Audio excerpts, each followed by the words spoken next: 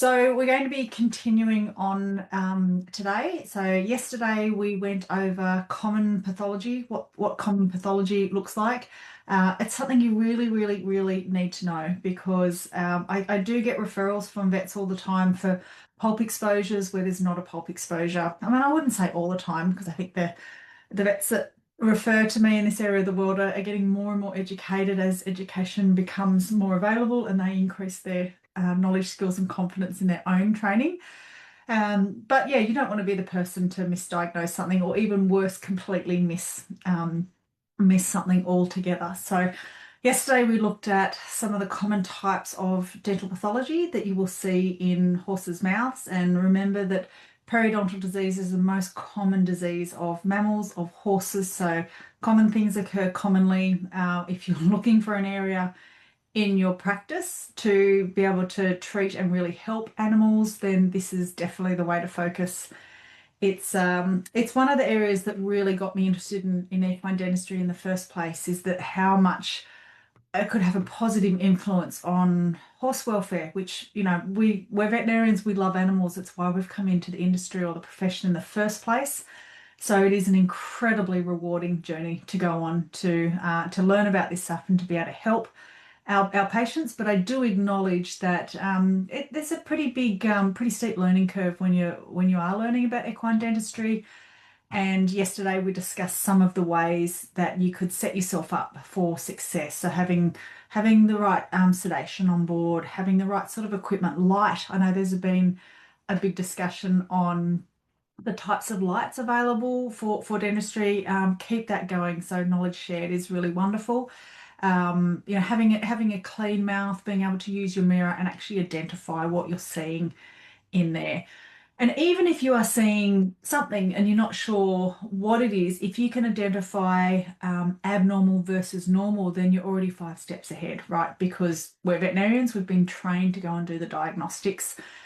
And that is going to lead us into what we're talking about today, which is dental diagnostics and radiography, radiology. We will be focusing mostly on x-rays because honestly, I think it is one of the hardest things to get right or to learn how to do in dentistry. I know myself starting out on my learning journey, it did feel pretty isolating trying to get this figured out by myself, and I would be constantly sending x-rays to friends and colleagues and trying to like farm them all out so I didn't overwhelm anybody. And I get x-rays multiple cases daily that I'm always happy to consult on, you know, for the referring vets. And then we've got our Facebook group for the dentistry program members, and of course we've got the online training that I'll talk to you about a little bit later. If you're in a position in your career where you're really looking to increase your skills, knowledge and confidence in equine dentistry, then that's going to be available for you, of course, online. So today we're going to be talking about x-rays mostly, and then tomorrow we're going to be talking about some marketing, some pricing. I know Nikita started a conversation about pricing, how to increase your dentistry numbers. There's a few different ways that you can do that. How to go shopping within your own client list first is definitely the way to go for that one. And then on the last day, just as a reminder, we're going to be putting this all together, setting some goals for ourselves, working out, you should have already worked out where you are and work out where you want to be and a roadmap on how to get there. So it's your 2026 roadmap, almost like a New Year's resolution, but in March instead of January. Okay, so what else do we have to go through? You guys have been really engaged. So thank you so much for stepping up, and good job to those people, sorry. I did get informed recently that saying guys to an American audience when you mean a collective group of people is not kosher. So I'm not sure if that's actually true. I say it all the time, apologies. But anyway, it's just me. It's part of my natural language. So let's start off again. Please tell me where you're dialing in from. If you can write in the comments would be awesome.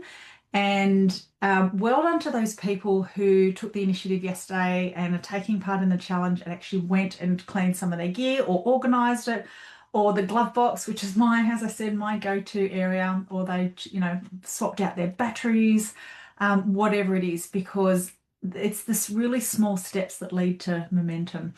Tony Robbins said, never leave the side of a decision without taking the first action. So it's write an email, set an appointment in your calendar, schedule some time to think about something. So you just need to do one small little step. So doing that small little step with cleaning one of your areas, every time you walk past it or you interact with that area, it's going to make you feel really good. So keep that up. It's part of the momentum.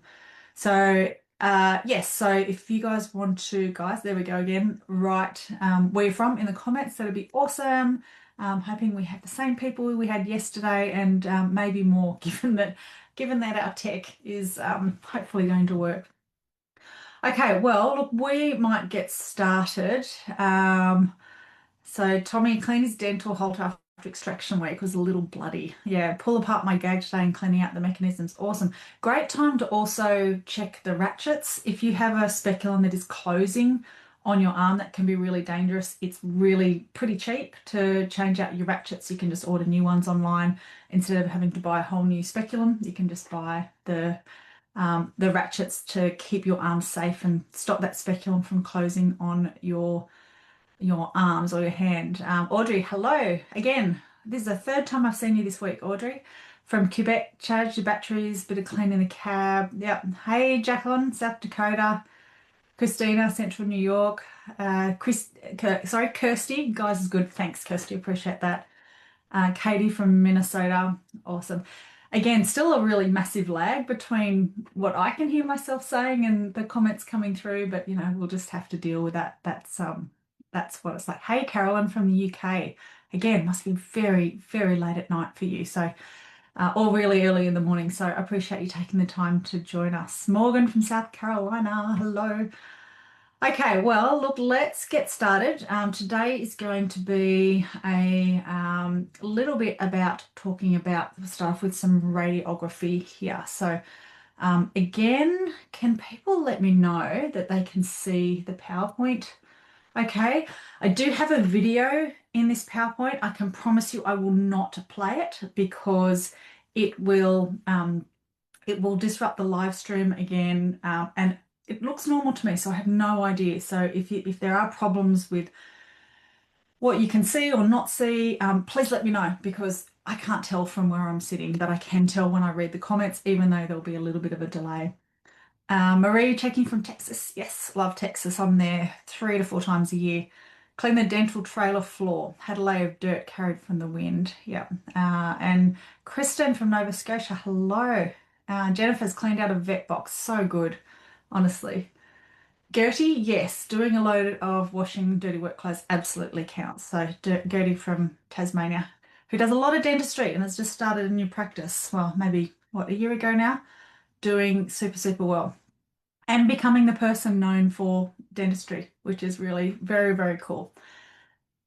Okay, so let us start to talk about taking diagnostic head radiographs. It is difficult, I will give you that. The good news is that persistent practice makes perfect. The more you do dental radiology, the easier it gets. We will be focusing mostly today on positioning and quality assurance because, and I've got some examples in here on what crappy dental x-rays look like. You cannot interpret crappy dental x-rays. So we're going to work on getting good diagnostic dental x-rays first before we start looking at how to interpret them. And that's going to be the most bang for your buck when it comes to the 4-day challenge and getting some training in here. Gina, hi. Hillary, hello. Thanks, Chelsea.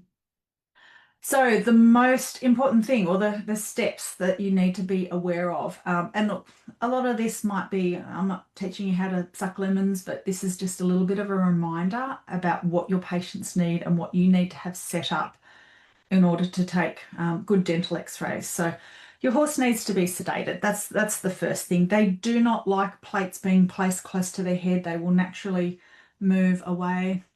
The link doesn't work. Take scrolling around. We should be live at the top of the screen on the Facebook group. Sorry, I'm not sure if I can help you with that, but you're here now, so that's good. Glad that you can join us. So horses do not like plates being put close to their head. They will naturally move away. do not ever put a DR plate to take in the mouth to take intraoral incisor radiographs without some sort of mechanical protection, because you will wreck the plate. Ask me how I know. Years and years and years ago, I was actually trialing an X-ray system, had a very sedated horse, and I'm like, this horse is so sedated, I didn't have anything to hold the mouth open, apart from the speculum, and you can't take inside intraoral incisor radiographs with the speculum on. So I'm like, I'll just be really quick and just, just slipped it in, and the horse just closed its mouth slightly. It wasn't even a crunch. Wrecked the plate, totally wrecked the plate. Brand new DR system. I could have cried, but it was my own stupid fault. So again, I do stupid things so you don't have to. So do not put a DR plate in the mouth. CR plate, no problem. They're strong enough to withstand that if your horse is sedated. So your horses do need to be sedated adequately. They need to be in a quiet environment. Sedated horses can still be very dangerous if they get a surprise. Dogs running through, horses running past, explosions, all that sort of thing. So we do need to make sure that we're controlling their environment. Also, from a radiographic safety perspective, we don't want any underage people in the vicinity. We don't want people wandering in and out, of course. Ideally, we want some stocks. We call them a crush in Australia. I was talking to someone about this the other day. They thought I was talking about having a crush on somebody, but no, we call them a crush. And I think that's come from the cattle crush that literally will put pressure on the sides of the animal to keep them secure. We don't want any dirt on their face. Take their halters off. Please take their halters off. I see tons of x-rays, particularly with the Western halters on that have the rope knots just here. It can look like pathology. So just make sure you take those off. Even working in stocks, and actually you cannot see it in this photo because it's not there, is that my preference is to take the halter or the head collar off, but still leave it done up over the pole. So if something happens, I still have, a semi-secure way to hold that horse, not the full halter, obviously, rather than just absolutely nothing. I like using the timber dummy that goes in their mouth to hold their mouth open. You might have an Illumina spec or some sort of radiolucent speculum that you can use for them. The bite plates are a great idea for taking intraoral incisor x-rays. So the equipment you need an X-ray system, CR, DR, film. Doesn't matter what it is. They all have the potential to take great quality dental X-rays. DR, obviously, in equine practice is so common now, but CRs can still do a very, very good job. You can take extraoral versus intraoral radiographs. Intraoral radiographs, apart from the incisors, maybe about 5-10 years ago was getting very, very popular. And I have a plate that I can fit inside the mouth to take radiographs of the cheek teeth. It didn't really stick though, I guess, as a trend in equine practice. So we've just gone back to external radiography for cheek teeth. You need your gowns, your thyroid protectors, your hand shields, your holders, etc. Ideally, your plate will be in a plate holder, but realistically in equine practice that is not that common, especially in ambulatory practices. Doesn't mean it's right, that's just the way that that's what I've observed in practice. Knowing your factors to use on your machine is important. And always a great idea to do your oral exam first so you know actually what you're x-raying, just in case the notes say a 109 and it's actually the 209. That's really, really common as well. Positioning, know how to get your positioning right. Okay, we're going to be talking about how to radiograph incisors. So intraoral radiographs, we've got a couple of different options here. This is my least favorite option. This is a cheek teeth speculum. It's made of that cutting board material. Horses do not like it. They need to be heavily sedated, and they will chew on that quite a lot, just because I think it's uncomfortable, and they'll eventually work it out of the mouth. Something like the Illumispec or radiolucent speculum, I love. However, you still can see some of the bolts or screws in there if they're not made of aluminium. The bite plates are also really great. However, they are not strong enough to withstand daily use on a speculum, so you'd need to have either a separate speculum with these plates on, or you will have a dedicated speculum just with that. You cannot use the incisor gag on a horse to take in intraoral incisor radiographs. And I hear this all the time. I'll just use my incisor gag. You cannot fit the gag and the plate in the mouth safely at one time. So don't bother about playing that one, using that one. So taking intraoral views of the maxillary incisors.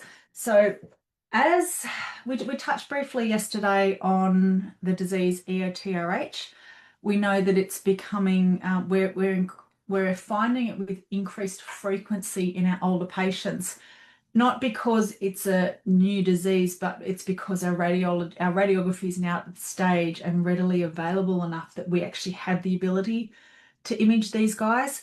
So even if you're in a practice not doing a lot of dentistry, the recommendation now is around about every 2 years for our geriatrics, approaching sort of 17, 18 years old, we should be taking survey radiographs of their incisors and canine teeth to screen for this sort of disease. So that's the good thing about dentistry being preventative health, is that you have that option. A lot of people will stick the plate in the mouth like this. Now, please note that this is obviously not a live horse, so we don't need to hold the mouth open, but we would have a speculum on here or some sort of ability to keep the mouth open. See how this plate is placed with the long edge in first? If you just twist it round and put the pointy end in first, you get a much larger field of view on your X-ray plate. So just remember, just turn it round to the corner and put some forwards pressure on it if you're standing in front of the horse, to push it right back in the mouth. Be careful if the horse is wearing a speculum and you're standing in front of them. Some of you might know or have seen the post that I've made back in December, where I was hit in the head with a speculum and had 2 black eyes and came pretty close to breaking my nose and my cheekbone. Don't do that. It really hurt and it looked awful. And I had to rock up to family Christmas with 2 black eyes. It was pretty funny. But this is what our dental x-rays will look like for our maxillary x-rays. We have a DV and then 2 obliques. And I'm not going to show you the video that I normally would show on how to capture these. I'm almost a little bit worried to forward the slide in case it auto plays. But anyway, we'll see how it goes. No, not there yet. So we do need to take the bisecting angle. A bisecting angle technique is something that a lot of people really struggle with, but once you get it in your head, it's actually really, really, really simple. We have 2 angles that we need to look at here. One is the angle of the plate. How can we fit the plate in on near the area that we're x-raying? The other angle is the angle of whatever it is we're trying to capture. Bisecting angle technique basically means whatever those 2 angles are, you put a line halfway through those 2 angles, and then your x-ray beam needs to be at 90 degrees to that.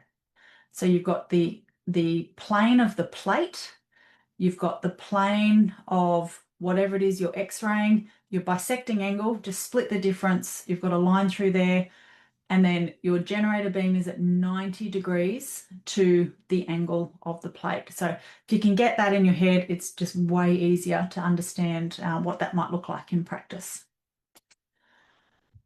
The intraoral view of the mandibular incisors, again, just turn that sideways in here. So these are our VD views, so from bottom to top instead of DV views. We have our VD and we have our 2 lateral obliques as well. A quick tip on here, how to tell the difference between maxillary and mandibular incisors. On the maxillary incisors, you have this great big notch down here. I'm going to keep it really, really simple. You've got this big wide V of open space, whereas with the mandible, if you think about holding the jaw, that space, the intermandibular space, doesn't start till way back quite a lot further. So the mandibular x-rays, almost always you can only ever see bone, but with the mandibular x-rays, very common to see this space in here. You can tell maxillary incisors, or if you're looking at mandibular incisors. So space, so that's a quick tip there. this is the video. I'm not going to play it, and I'm hoping that even by having a video there, it's not going to kick us off the live stream. But what I'll do is I'll organise to put this in our Facebook group, and basically it's 3 quick shots. It takes less than a minute or 2 minutes to do the complete round or 6 views of the incisors, and the speed will very much depend on how fast your X-ray machine is when you after you click the button to when it's ready to go again. So that's the one that's very dependent. So we'll scroll past. Oh no, it just played. Are we still online? Whew. Let's see. Let's hoping that's going to work. I'm going to keep talking anyway because there's such a big lag on here. Let's hope that didn't anger the Facebook powers that be. Okay, I think I can still see it on here. Okay, so we're going to move on now to radiography of cheek teeth, and I'm going to keep this really, really simple because I only have you guys for 30 to 60 minutes, and if we go through every single radiography view, we'll be here for quite a long time. We do have more advanced training on this inside our dentistry program, so I'm just going to do the more common views just here. So we're looking at some radiography of the cheek teeth here. And just a reminder back on from yesterday about when we are taking radiographs of cheek teeth, what are we actually looking for? Majority of the time we are looking at the apex, so the roots of the teeth. So not all teeth have roots, because roots only develop as the tooth matures and ages, but every tooth has an apex, so the bottom of the tooth if you're talking about mandibular teeth, or the top of the teeth if we're talking about maxillary teeth. So this is just a cutout to, hey Carol, good to see you on here. Just a cutout to remind you just how long these teeth can be. You definitely can take coronal or crown views of your cheek teeth, but more commonly we're going to be taking apical views. So for maxillary cheek teeth, the most common angle is going to be about 30 degrees from lateral, and this is just a bit of an idea on what this might look like. So again, using our bisecting angle technique, one thing I will commonly say to my veterinarians when I'm training them, and let me know if this sticks. I've tried to make it really simple.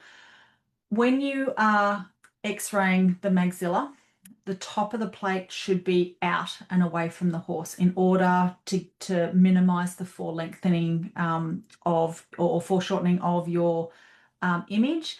And the way I've tried to distill this down is up, up, out. So the upper jaw, the upper part of the plate needs to go out, versus if I click through to, no, that's lateroventral.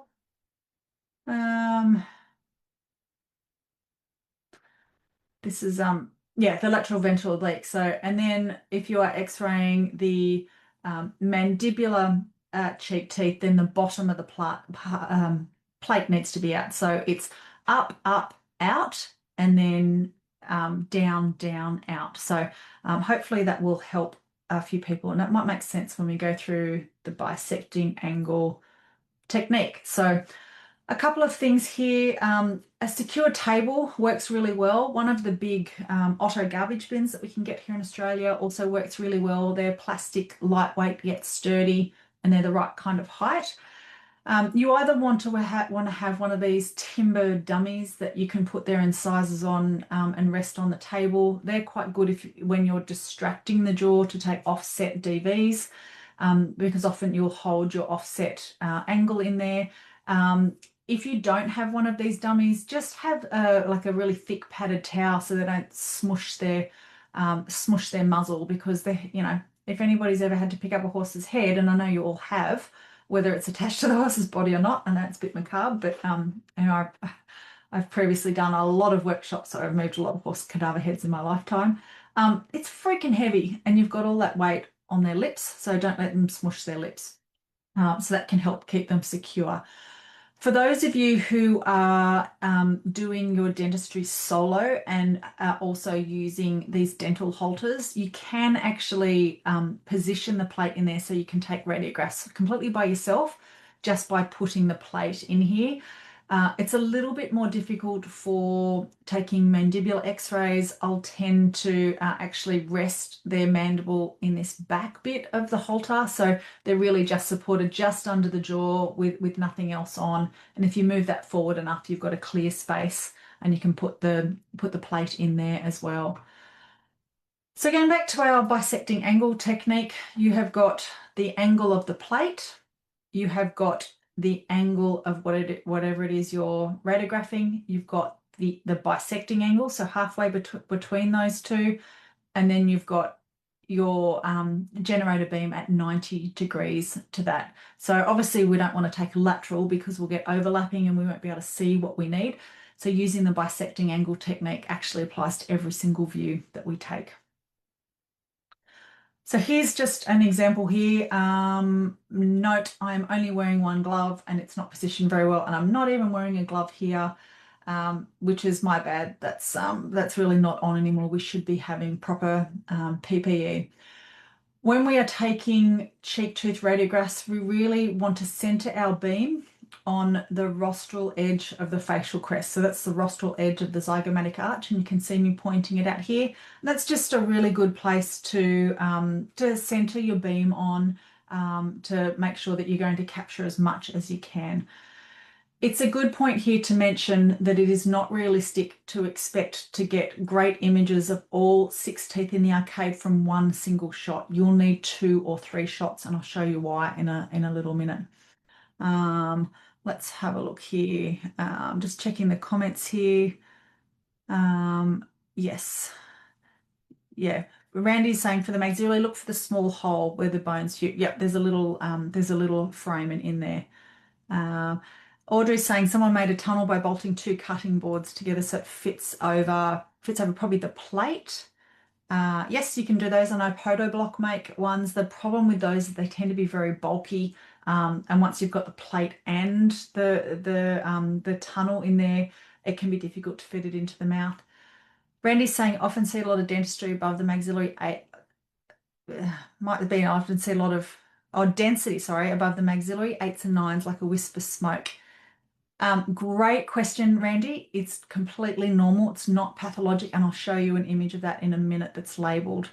Chloe is saying, I was wondering if it was increased bone density because teeth was not as stable. Yeah, great questions. Let's go and have a look at that. It's not quite next. So this is what the supposedly perfect set of dental x-rays.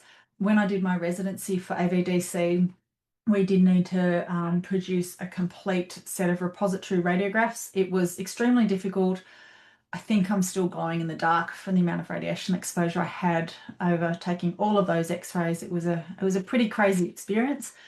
But as I said before, persistent practice makes perfect. So I got really good at taking dental x-rays, which is actually the whole purpose of why they wanted us to do that. So I'm still grateful that we were able to do that. So Randy, this might be your wisp of smoke here that you're talking about, and I'll show you a better image of that in a minute. So this is what a good dental x-ray will look like. It's not too light, it's not too dark. You can see all 6 cheek teeth. There are no fingers in the way. There's no movement in here, etc. So I would say that's a pretty good diagnostic radiograph. So when we're going to the lateral ventral obliques, so we're taking the mandibular arcades, and we're shooting at this angle, but we're shooting through both jaws. We're not missing one and only getting the other one. So that's what your angle will look like, and this is a typical image that you will see. A lot of X-ray machines very much struggle with getting good images of the 9, 10, and 11 maxillary cheek teeth. And if you think about a horse, for over the 6, 7, and 8, you've only got a very thin amount of small tissue. But then when you go over the 9, 10s, and 11s, you've got that great big masseter muscle in there. The bone is much, much thicker. So the algorithms can really struggle with getting all their whatever their magic is in the back of the system all set up so you can actually see it adequately.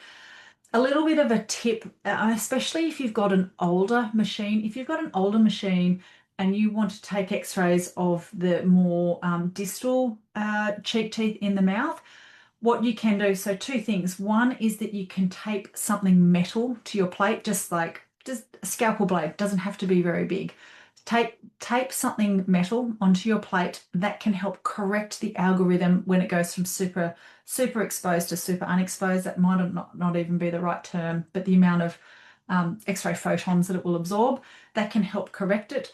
The other thing that you can do is use your stifle. If you've got preset settings on your machine, use your stifle settings, and the algorithm for stifles are more appropriate on these more distal cheek teeth. I'm talking about older X-ray machines here, so I'm talking about something that might be 10 years or older, which still work fine, but they're not nearly as good as the image capture systems that we have today. So this is what you will be looking at. Quick dive over into taking x-rays of the paranasal sinuses. So the only time we're really taking lateral x-rays of the horse's head is if we have a sinusitis, and we're taking that because we want to look for fluid lines. So I'm pretty sure that I said it yesterday. That is a lateral. No, that's not a lateral oblique. Oh, this is the anatomy slide. Let me just go back one. Whoops. The only time we're ever taking lateral x-rays of the skull like this is when a horse has sinusitis and we want to look for the fluid line. And the reason that you'll see in a minute that we don't want the horse's head in a more natural position taking a lateral oblique is that a fluid line will sit at the same orientation as the infraorbital canal. So that can mean that you can miss the fluid line because you've got another structure there running in exactly the same orientation. So please make sure that the dorsum of the face is perpendicular to the ground. You really want their nose pushed right in. So if you remember nothing else, lateral head x-rays, they need to have their chin tucked right in. So we're looking at some radiographic anatomy here. So we have got the 6, 7, 8, 9, 10, and 11 teeth using the modified Trident system. We've got the orbit here, and this arrow here points to the infraorbital canal. So this is, if you had the horse's head at the kind of that orientation, this could be confused with a fluid line because it's sitting at the same level.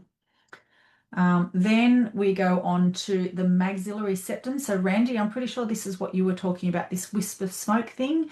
This is the division between the rostral maxillary sinus and the caudal maxillary sinus.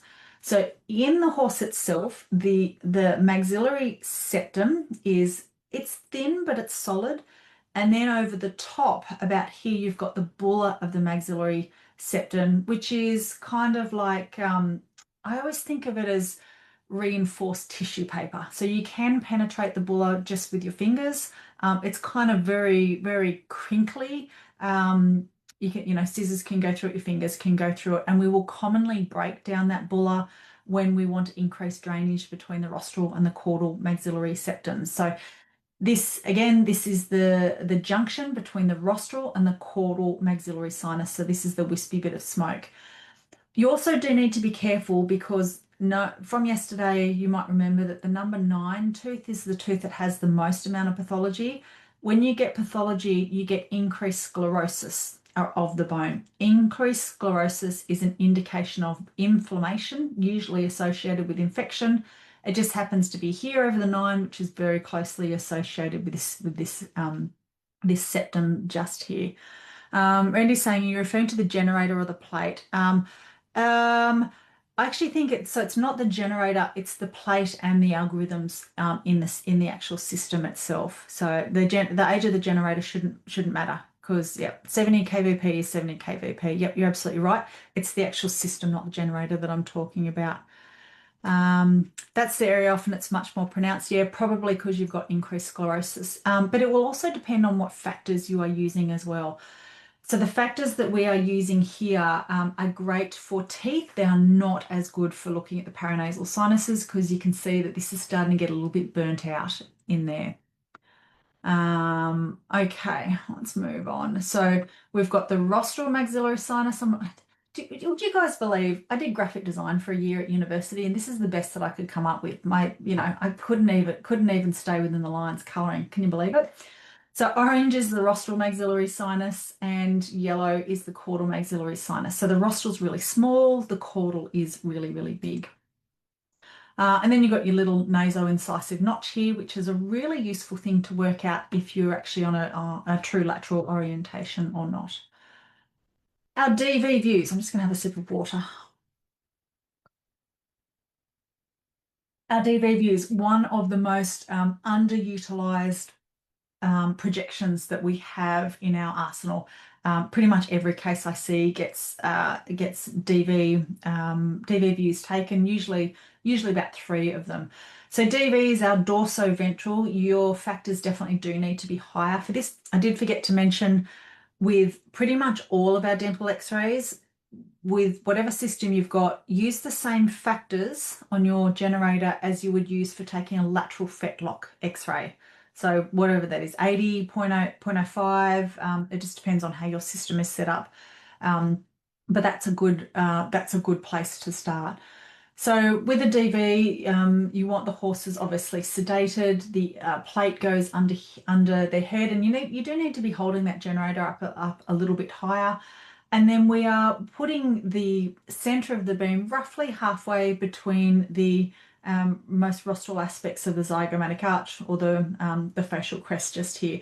Sometimes you will actually need to take 2 versions of this, so one more rostral, one more caudal, to actually get to see what you need. And you can start to see all sorts of cool things. So this is looking like a little bit of pathology here. We've got a little bit of widened space, whereas we can't see that on the other side. You can also see that it's likely that this tooth, the number 9, has some infundibular cemental hypoplasia. It's more obvious than the other teeth. Again, very common in the 9s. So we want to take a straight DV, and then we want to take an offset DV. So we're going to distract the mandible both sides. That is where this timber block can come in handy, because the friction of the teeth on the block will hold it out from side to side. You can use the specialized speculums that you can do this. Protoblock make one. I always call it Stubbs, but it's not Stubbs. The other speculum where you got that slidey bit on the mandible, can't remember what it's called. I'll go and find out. Or in a pinch, and I've done this before, you can use 2 lead ropes, one around the top jaw pulling one way, one around the top jaw pulling the other way, just to offset that jaw. And basically the reason for doing that is that you just reduce. If I go back to this one, there's a fair bit of superimposition on these teeth, but if we offset them, not only are we reducing the superimposition, more importantly, we're getting to look in this sinus here. Does anybody know what the name of this sinus is? If it is, you'll get an absolute gold star. All my virtual internship people on here, I'm hoping that you're all going to chime in and tell me what sinus it is. So just a minute on that one. This is a really, really important sinus to be looking at. This is a sinus that where you have a chronic sinusitis, you'll often get inspissated pus in there that you cannot see from Gunther. Thanks very much, appreciate that. Yeah, well done. That's the one that hit me in the head that gave me 2 black eyes. Maybe I've wiped the name of it from my memory. Maybe it got knocked out of me. So this is where your inspissated pus will sit, and because on the lateral side of that sinus you've got that big bony wall that comes up underneath your infraorbital canal, it's really hard to see on your, impossible to see on your laterals. You don't really see it on your lateral obliques. You need an offset DV. So we want to be looking down here. And some of you with really keen eyes might even notice that we've got some dorsal conchal sinuses down here. So this is something that has been only recently reported, maybe in the last 5 years. Audrey, yep, well done. One of the virtual internship superstars. Good job. Ventral conchal sinus. So remember that one. This is the sort of area that if you have with the inspissated pus, often that is a surgical removal of that pus. It's like dried, cheesy, pretty gross. You can do it with retrograde sinus entry, but it's difficult. You need a pediatric scope, which is obviously tiny. I have removed the TMJ x-rays from this section because we're almost running out of time. But there is in the online training program, we have whole sections on taking good radiographs, reading the radiographs, the TMJ in particular, because this is something that is becoming more and more frequently asked for by our horse owners. And that's just a couple of images there um, on the sort of x-rays that you can expect and how to take them. Okay, let's motor through this. So we're going to look at some image quality here. These are real images that I get sent. And to be honest with you, this is why I'm spending so much time on radiography, because these are non-diagnostics. I can't see. I can identify them as a horse, but that's really about it. I can't identify anything from this one. Quite a few of these images you'll see a flash from there because it's a photograph taken of a screen. Sometimes that's a really quick way of getting an image to me if you're out in the field. For example, on Sunday I spoke to somebody in Charters Tower in Central Australia who just wanted, some quick advice on a horse there. And that's fine, but we shouldn't be using them to make diagnostics. X-rays are like toast, or bread. If you undercook your bread, it's going to pop out of the toaster still white. This is the same thing. It hasn't had enough power through it, so it's still white. If you burn your toast and you put too much power through in your toaster, it's going to come out black and burn it out. So if you are seeing these kind of images on your X-ray, when you acquire them, there's two things you can do. One is increase your factors. The other is reduce your film focal distance and move closer to the horse. I do advise not to do both of them at the same time because often you'll overdo it. Randy's asking, have you done any mandibular views with the plate flat under both jaws using bisecting angles? It's exactly what I've talked about, Randy. So we are using the bisecting angle for that one, which is why you need to hold that plate so high up. Good question. Now, why do we take these? We might be looking at some pathology here. So this is what some early pathology might look like in a horse. And I've put this one here because the tooth behind it is a newly erupted tooth. I know that because there is not yet any root formation on this tooth. It is a very, very young tooth. Actually, I think this might even be the same horse looking at this. There's only one name on there. But this is actually pretty normal. One of the big tips is that horses are symmetrical. If you've got pathology on one side, go and take an X-ray of the other side as well, because you've got something completely normal, or ideally normal to compare it to. It might have pathology, but usually it doesn't. Katie's saying, yep, you can remember about toast. Katie, I like to keep things really simple. Up, up, out, down, down, out, toast, all of those sort of things. It just helps my brain remember when it's really, really simple. So this is a bit of an angry looking apex here with a bit of thickening and all this, just crud down here. It looks really, really horrible. I think I might have an image of this tooth after it's been extracted, and it's pretty yuck. We've got some little sequestrum there, and it looks like this tooth might be about to start draining. So this was actually an impacted tooth, a number 7. It's unusual for a 7 to be impacted. It's more commonly the 8. And that happens at around about the 3 to 4 years of age, when you've got the last adult tooth coming into the mouth trying to erupt between 2 other adult teeth, and there's just not enough room. So the forces will continue to push it upwards. It's like a traffic jam. It can't go anywhere. So these enamel plates start buckling. The whole thing gets inflamed, and you'll get a stray bacteria in the bloodstream coming and setting out camp, and hey presto, you've got a raging apical infection there. Okay, sinusitis. This is the fluid lines that I'm talking about. So obviously this X-ray has been rotated, but this X-ray has been taken with the horse's nose probably almost perpendicular. And what we're seeing here is we're seeing a great big fluid line in the paranasal sinuses, and it's also not uncommon to see multiple fluid lines. You'll see it in the rostral and the caudal and the other sinuses as well. Great example of it just here. So we've got a couple of the sinuses. Here's the wispy bit of smoke, Randy, which is the septum of the maxillary sinuses. Now you've got the bulla up here as well. So it's a little bit more pronounced depending on what factors that you are using.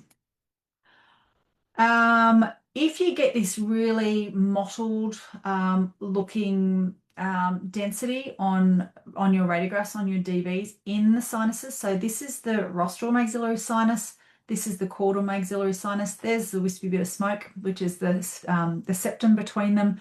But when you get this really mottly area, it's an indication that you've got air or gas density as well as soft tissue density. If you see that, it is almost always food in here, because you've got your food stuff, which is soft tissue density. You've got your gas producing bacteria, which will then have your gas density there. So that's something to look out for. Again, this is what it can look like. This is food up here, food in the sinuses. So that sinus is a really massive sinus. This is obviously a very old horse. Very likely to have PPID and just has a communication between the mouth and the paranasal sinuses. These are difficult to fix. They are really, really challenging to fix. I did do a case down with the surgeons at the University of Queensland, maybe about 10 years ago, where I saw the horse about maybe a month or two after it had a tooth repulsed and it had a chronic oral antral fistula, and nothing we did seemed to work. So eventually we put a feeding tube in this horse, and it was nil by mouth for 2 weeks, and we were able to fix that fistula because we were stopping the constant contamination of the mouth. However, on reflection, from an animal welfare point of view, it was probably a pretty terrible thing to do.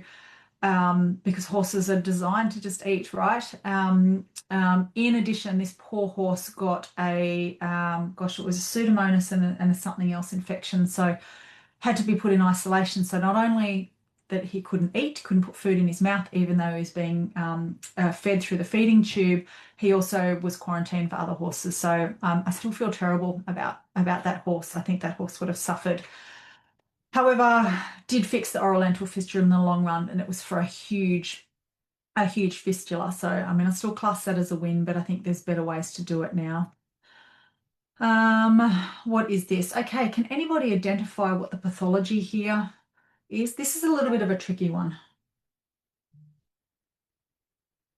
It's a very tricky one here. So we've got probably not a very good DV image just here, and I'll only give you guys a minute because this might be, this is a bit of a tricky one. So we've got some missing teeth here, missing tooth there. What I'm really looking at is, what is this mass just here? What's going on over here?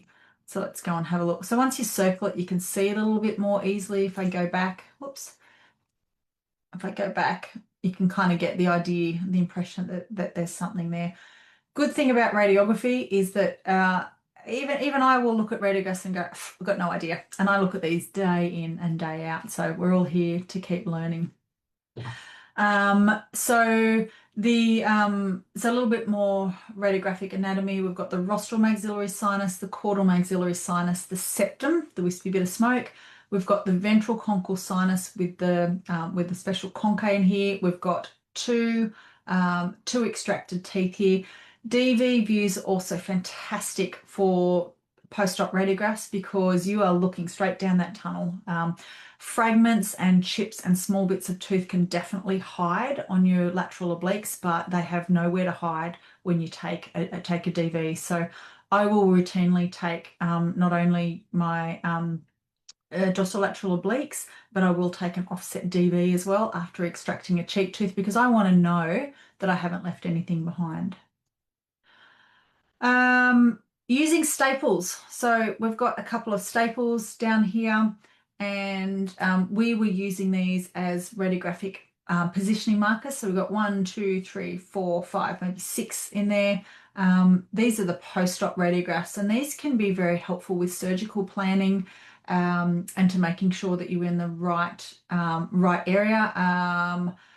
This was a case I saw up in far north Queensland. I can't remember if I took these out orally or surgically. But anyway, just a nice DV view there with just to show you that this bone here, we actually did take a biopsy of that and send that off, but it actually just turned out to be reactive bone. There was no neoplastic process going on in there, which is what I was quite concerned about.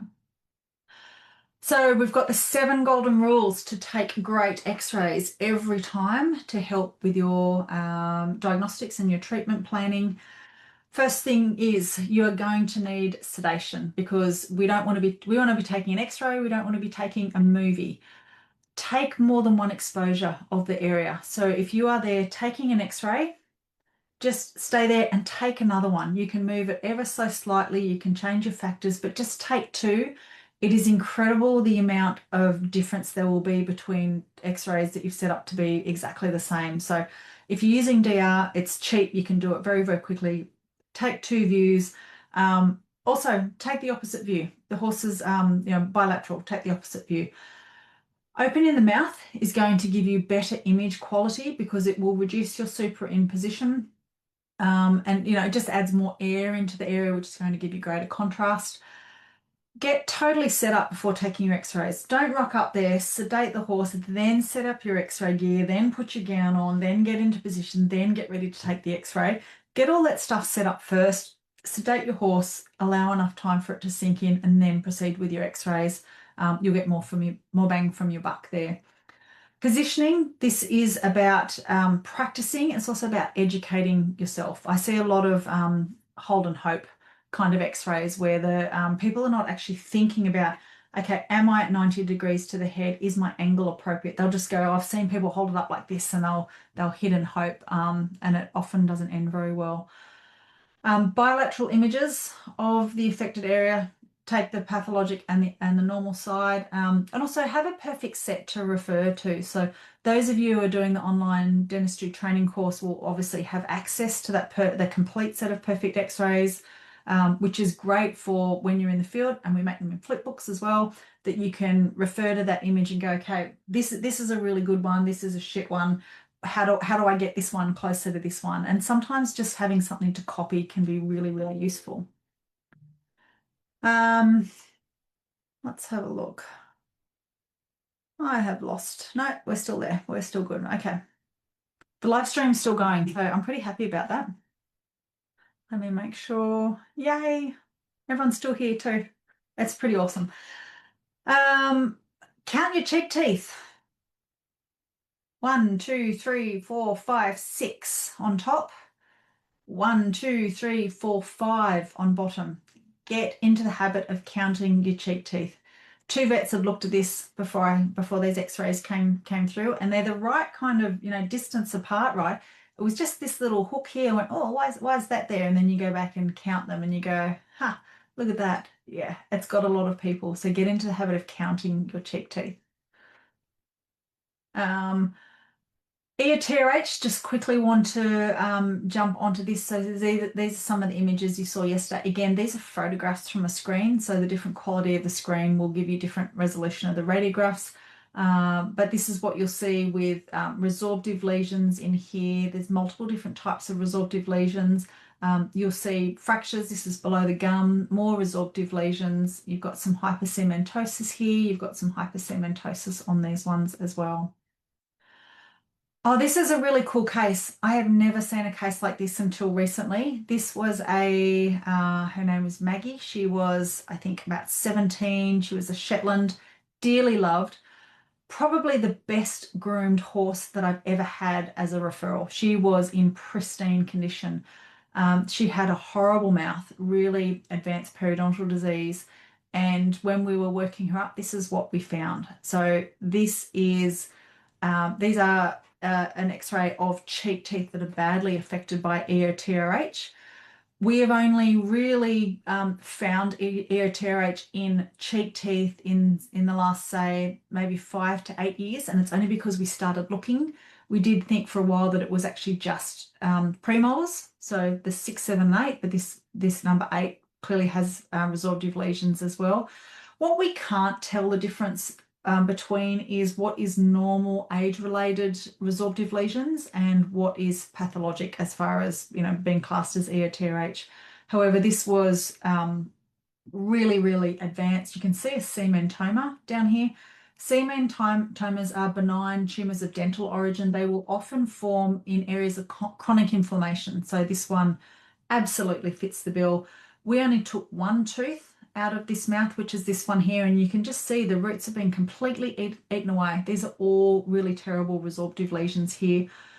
We actually elected not to go and extract any more teeth, because what will happen with these is that these teeth are so brittle and they are so friable that they are absolutely going to fracture when we extract them. And if we're looking at taking out 1, 2, 3, maybe 4 teeth on the bottoms on each side, the mandibular teeth were definitely worse. That's potentially 8 teeth that were going to be complicated extractions, and sometimes the cure is worse than not doing anything at all. So we elected not to treat this horse, and she's currently being managed on some pain relief. So if anybody's got a case like this, please get in contact with me. I'd love to chat to you about it. I've contacted a few of the other big dental guys around the world, and they've said, yeah, we've got, maybe 1 or 2 cases, but this is something that's still pretty new. So it's likely that you might be seeing it here first. So yeah, keep an eye out for those. And if you ever see anything this widespread,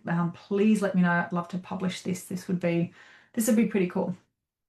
Let me think. I think that might be. No, okay. Can you guys still see? Am I still sharing? I'm not quite sure. 1, 2, 3. Sorry, let me go back to where I've just got 4 more slides to share here. So if we were going to put this on a bumper sticker, sedate the horse, repeat your image acquisition, open the mouth, use your fetlock factors, educate yourself, practice. And the last thing I haven't got in there is take the opposite side, but you can, kind of gather that from your repeat. I have made a radiography how-to guide on how to take x-rays of the head. Normally this is reserved as part of the package for our platinum program members inside the online dentistry training program. However, for those of you in the group, I'm going to make this available for you for the next couple of days. We're going to be putting it in the group, and this is going to be part of your challenge that I will talk about in a minute. So this is a really fantastic resource to have. It's like, okay, this is the tooth, or this is the area I've got x-ray. How do I even do that? What are the 50 million things that I've got to remember how to do? This is just a nice little, cheat sheet, little hacks on how you can get there faster. And again, for those of you who are in the platinum package for, I'm hoping you guys can see it, but if you can't, you just need to know that I'll be posting that up in the group. No, you can see it online now.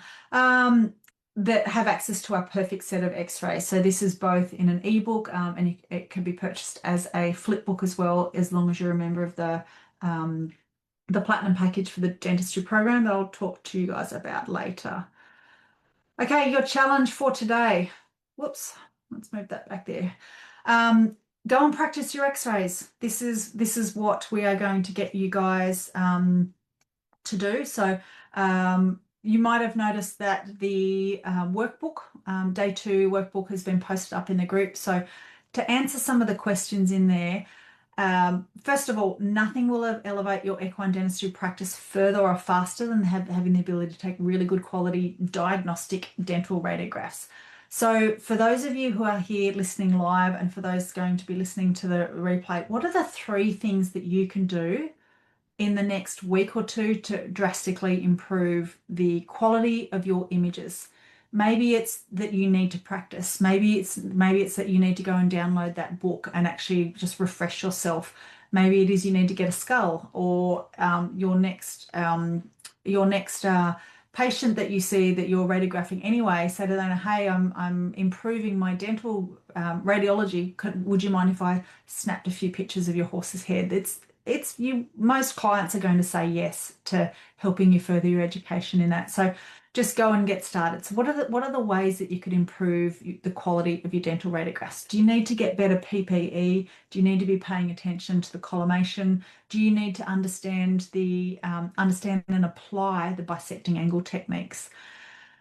The second thing is thinking back to your last 10 to 20 dentals. So for some of you, that's a week, some of you, it's a month, some of you, it's a couple of months. If you could have a magic wand and have a radiology system appear already set up for you, how many of those cases would you have recommended dental radiology for? So I'm talking about anything with a periodontal pocket over about 10 millimeters. I'm talking about any tooth with a pulp exposure. I'm talking about any teeth that are loose. I'm talking about any crown fractures. So we know there's been studies that have shown that approximately 20% of all horses seen for dentistry should be having radiographs. They fit the criteria for recommending radiographs. Maybe they're over 17 years old. How many 17-year-olds in your practice and older are not receiving servo radiographs to check for EOTRH? Dentistry is definitely one of the biggest preventative healthcare things that we can offer our clients. It is a great source of revenue for our practice, both the dentistry side and the radiology side. But more importantly, it's going to keep our horses, our patients, happier and healthier and pain-free for longer. And again, that's why we became veterinarians, because we want to improve animal welfare. So how many of the cases could you have that had indications for X-rays? The last thing is in the next month, so the next 4 weeks, I know this is a 4-day challenge, let me go from 3 to 4. So in the next 4 weeks, I want you to set yourself a goal of taking X number of dental X-rays. How many do you want to take in the next month? So if you just want to pop down in the comments, what are you going to commit to? And you can put it here in the group so we can keep an eye on you. How many, yes it is, Tommy. How many dental X-rays are you going to take in your patients? So I was mentioning to you guys that when I go and do referral surgeries, this is one of the places that I go to. We spend a lot of our time at the end talking about or giving them training on radiography. So that's what we're doing here. And again, there's no hand shields on here, but we weren't actually taking X-rays. We were just working on positioning. So how many would you how many X-rays are you going to set as your goal in the next 4 weeks? So how many patients are you seeing every week? How many of those would benefit from dental X-rays? And we're just going to go and give it a go. Kristen's saying, yep, should have radiographs. He's got a deep periodontal pocket and a supernumerary 412. Yep, great case. Yep, great case. Randy's saying he does a lot of minis and some crazy pathology, roots that look mottled. Yeah, definitely could be. 4 sets in 4 weeks. Yep, good job. Yeah. Let's have a look. The mandibular vein I was trying to describe is putting the set under the bottom jaw so it actually touches both mandibles. We use a wood block to separate jaws, then shoot so the jaw image is on the same side as the generator using the bisecting angle technique. Yep, Randy, it sounds to me that you are taking in, so when we think about our ventral dorsal lateral obliques for taking mandibular X-rays, if we've got the plate here and the X-ray generator here, it sounds to me like you're just doing the opposite. So you've got the plate here and the generator beam there. So you're just doing it backwards. That's fine. You will get, it's likely that you'll get a lot of foreshortening doing it that way, which means that instead of the tooth being this long, can you see my hand well enough in the background? So instead of the tooth being that long, it's going to be this long, which is going to just distort your image again.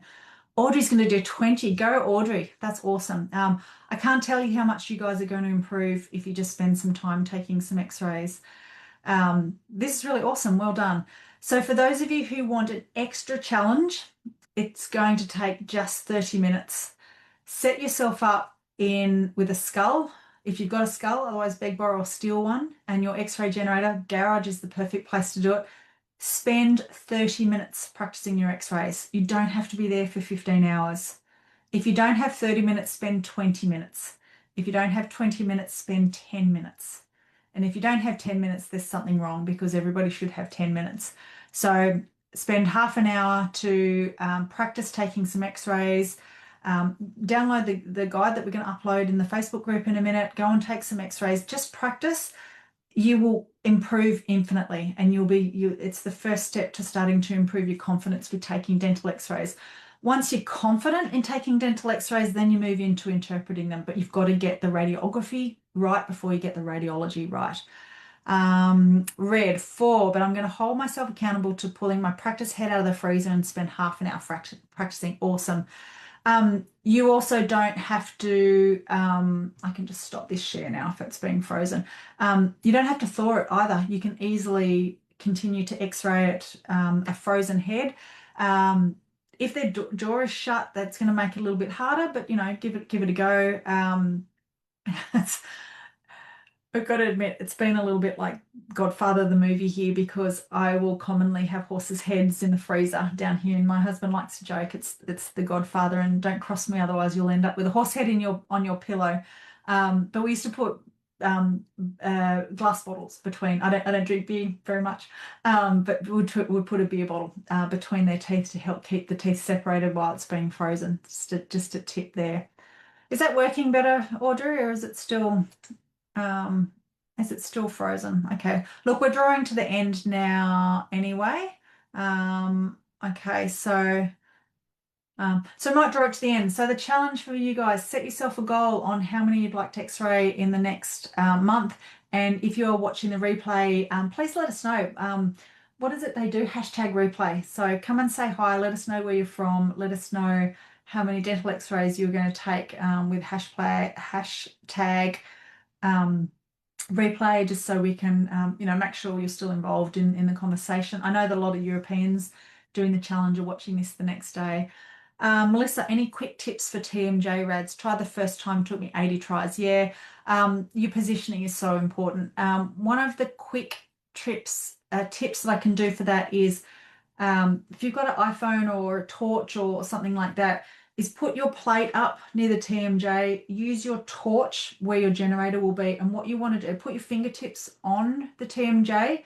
Can you see your fingertip on the shadow on the plate? Can you see, because the TMJ is a bit bumpy, right? So put your fingers on the two bumpy bits that you want to image. Can you see those bumpy bits on the plate? And if you can, it means your positioning is probably pretty good. So x-ray in that orientation. There's lots of journal articles out there. We have specific lessons on it in the online training program. Probably not appropriate to go into it now, because it's probably a bit of a longer lecture, and we've already been going over an hour. So I like to talk, guys, if you've already worked this out, and I love to teach. So I hope you guys are getting some benefit from this today. So let's have a look. Randy, one challenge I have is that to x-ray on the same visit when doing a dental, distance and travel time makes it difficult to make 2 trips. We generally have the system set up on hold, and if we see pathology, we do the x-rays at the end to help plan future treatments. 100%. Really, the recommendation is, and we'll cover this tomorrow when we're looking at the opportunities within your practice. Make sure you're allowing enough time for your dental visits to have the time to be able to image these horses. Dentistry is the most profitable service you can do in the majority of equine practices. Radiology is the second most profitable service. If you can do those together, it's just a game changer for your practice. So I would really strongly recommend you to x-ray at the time. You've got the owners there, they're invested. We do some training actually on how to get your owners to say yes to treatments ethically. Everything we do has to be ethical, because owners can smell this from a mile off, right? And we're veterinarians, we're here for the health of their horse, but we need to get the owners to say yes in order to be adequately be able to help the horse. So we basically, I'll show you how to educate your clients and get them to ethically say yes to the treatments that you're recommending to help their horse's welfare. So yeah, I would really highly recommend doing it on the day. So you need to have your system there with you. Okay, Melissa, thank you. You're very welcome. Red. You bought your own freezer because it bothered him so much when he found samples. Yep, 100%. Okay, guys, I hope you have found that useful for today. We have been going for an hour 10, so we're going to finish up there. Reminder, tomorrow, same time, we're going to be looking for the gold in your practice. Where are the opportunities that are already there? You just maybe not maybe haven't recognized them, or you haven't spent the time thinking about how you can leverage these. I really strongly believe that we deserve to be happy and healthy in our practice. We deserve to live balanced lives. I'm sick and tired of the talk in equine practice about how horrible it can be. It doesn't have to be that way. It does not have to be in that way. And I appreciate that not everybody has the same opportunities to make changes in their lives. But for those of you who do, dentistry is a great place to start. And I'm not saying go into dental only practice. I'm in dental only practice now and I love it. It's not for everyone, I get that, but I'm going to show you a few things that you can use to help make your your work-life balance better. If you believe in work-life balance, sometimes it's all work, sometimes it's all life. Just to make it a little bit better for you, because we deserve to be happy, we deserve to be doing a good job, we deserve to be educated, and our patients deserve the best of us. So, okay, I'm going to stop talking now because I can just keep on talking about these for hours. So I will see you guys all tomorrow. Thanks for joining me. And yeah, love to know. Don't forget to put in your number in the comments about how many x-rays you